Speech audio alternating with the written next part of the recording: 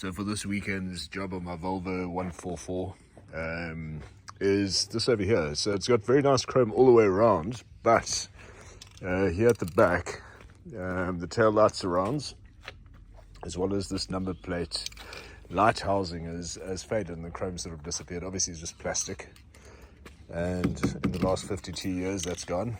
So I've been able to get some of this mirror effect Rust-Oleum paint.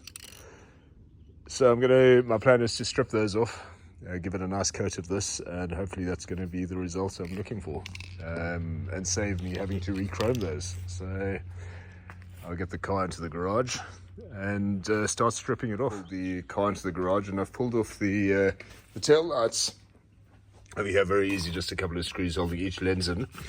I'm looking for replacement lenses, but that seems to be a bit of a challenge, but I will find them. So I've loosened those for, I see that these are also, this looks very, very faded here. So I'm probably going to put that mirror finish on here on the inside of the light as well. And I'm currently busy spraying the surrounds, which detach from the lights themselves, the lenses themselves. This seems to be like more of a challenge. There's 3 screws holding it in on the inside here. And they seem pretty stripped. So I may just mask it up here.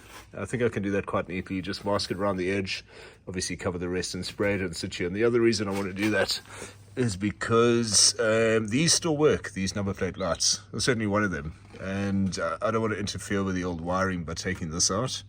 I'll have another look at it, but that might be the best option, just do it in situ. Okay, so I've decided to just do it in situ here. Obviously just primed it with a bit of flat grey primer. And while I've been doing that, I've put some tinfoil behind the lights.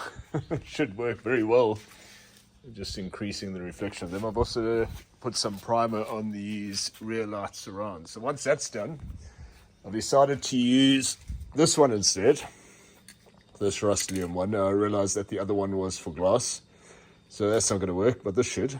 So I'll put another coat of this on both of those, and then put on a coat of this. Let's see how it turns out. Okay, so the surrounds have got their first coat of chrome. I think that's looking really good. This had a few cracks on, very fine cracks, so I've put another layer of, or another coat of primer on. So when that dries, I'm going to go ahead and put the chrome on there too. Okay, so that's done. I've put a couple of coats of it on there. It looks better than it did. I'll let it dry a bit and then take everything off and see what it looks like. Well, there we go, that's all done. I think it actually looks quite nice.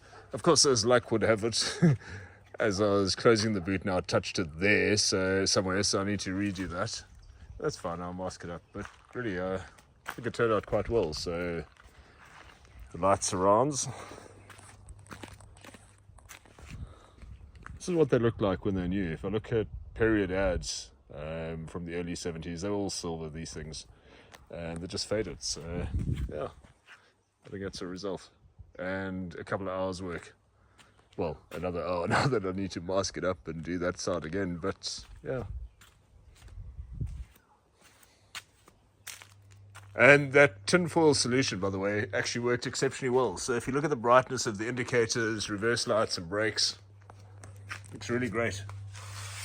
Nice easy solution to sort out a faded lens there.